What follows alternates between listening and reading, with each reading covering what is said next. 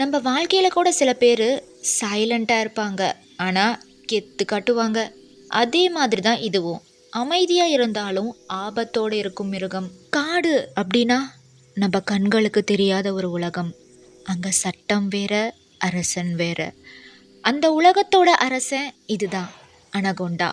இது சாதாரண பாம்பு இல்லை, பைட் பண்ணாது, விஷமும் இல்லை. ஆனால் இதோட ஒரு சுத்துல மூச்சே போயிடும்.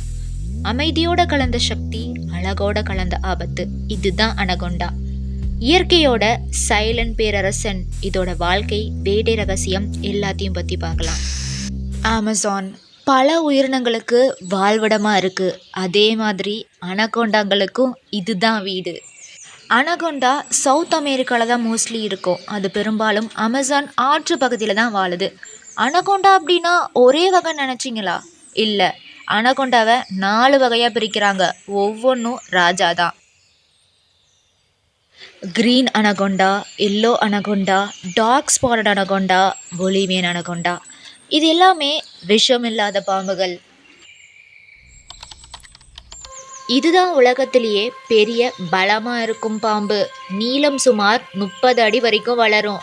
எடை 200லேருந்து 250 கிலோ வரைக்கும் இருக்கும். இதோட நிறம் பச்சை கலந்த கருப்பு புள்ளி மாதிரி இருக்கும். இது பெரும்பாலும் அமேசான் ஆற்று பகுதியில் தான் வாழுது. இது பைட் பண்ணாது, உடம்பை சுற்றி மூச்சையே நிறுத்தும். இது சின்ன சைஸ் தான், ஆனால் வேகம் அதிரடி. கடுகு சிறுத்தாலும் காரம் குறையாதுங்கிற மாதிரி. இது மோஸ்ட்லி சவுத் அமெரிக்காவில் தான் இருக்கும். கிரீன் அனகொண்டா விட சைஸ் சின்னது, 10லேருந்து 15 அடி வரைக்கும் தான் வளரும். ஆனால் மற்ற அனகொண்டாவை கம்பேர் பண்ணும் போது இது தண்ணியில் போகிற ஸ்டைலே மாஸ் தான். இதோட பேர்லேயே க்ளூ இருக்குது. நிறைய கருப்பு புள்ளிகள் இருக்கும். இது ரேரான ஸ்பீசிஸ். நீர்லேயும் நிலத்துலையும் ஈக்குவலி ஆக்டிவாக இருக்கும். இது முன்ன பார்த்த டார்க் ஸ்பாட்டட் அனகொண்டா விட ரொம்ப ரேரான ஸ்பீசிஸ். இதுவும் வெயிட்டான பீஸ்ட் தான். ஆனால் கிரீன் அனகொண்டாவை கம்பேர் பண்ணும்போது வெயிட் கம்மி. 3 மீட்டர்லேருந்து 4.5 மீட்டர் வரைக்கும் வளரும்.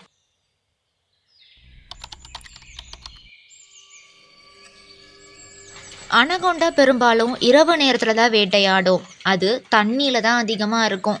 பாதி உடம்பு தண்ணிக்குள்ளேயும் மீதி உடம்பு தண்ணிக்கு வெளியும் இருக்கும். அப்படியே ஒரு சிலை மாதிரி தன்னை காட்டிக்கும்.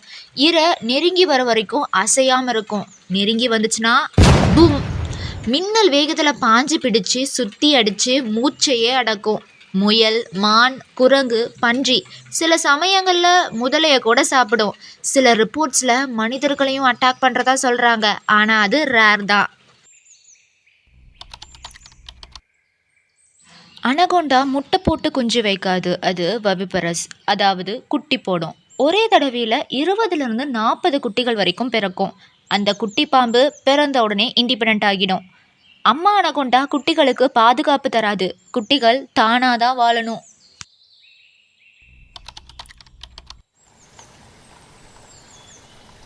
அனகொண்டா பற்றி நிறைய ஸ்டோரிஸ், மித்ஸ் இருக்குது. சில சொல்கிறாங்க அது 50 அடி வரைக்கும் பெருசாக வளரும்னு. மனுஷங்களை பார்த்தா அப்படியே விழுங்குன்னு கூட சொல்கிறாங்க. ஆனால் அதுக்கு சயின்டிஃபிக் ப்ரூஃப் இல்லை. அனகொண்டாவை மூவிஸில் தான் எக்ஸாஜுரேஷனாக காட்டுறாங்க. அனகொண்டா மூவி பார்த்தவங்களுக்கு ஞாபகம் வரும் இல்லையா? அனகொண்டா ஆபத்தானது, ஆனால் அது நம்மளை அட்டாக் பண்ணாது, நாம் தொந்தரவு தராமல் இருக்கிற வரைக்கும். அது நேச்சுரலாக ஒரு பேலன்சிங் ரோல் பண்ணுது. மற்ற விலங்குகளோட பாப்புலேஷனை கண்ட்ரோல் பண்ணுது. அதனால் respect every animal, even if it looks scary. இதுதான் நேச்சரோட பியூட்டி. அனகொண்டா நமக்கு சொல்கிறது ரொம்ப சிம்பிள். வாழ்க்கையில் எதுவும் ஈஸியாக வராது. கஷ்டமாக இருந்தாலும் ஸ்லோ அண்ட் ஸ்டெடியாக முன்னேறினா வெற்றி நம்மளோடது. இது மாதிரி இன்ட்ரெஸ்டிங்கான அனிமல்ஸோட ஃபேக்ட்ஸ் பற்றி தெரிஞ்சுக்கணுன்னா சத்யா டைரி சேனலை சப்ஸ்கிரைப் பண்ணுங்கள். உங்களுக்கு ஏதாவது அனிமல்ஸோட ஃபேக்ட்ஸ் பற்றி தெரிஞ்சுக்கணுன்னா கமெண்ட் பண்ணுங்கள். நெக்ஸ்ட் வீடியோ நம்ம அதை க்ரியேட் பண்ணலாம்.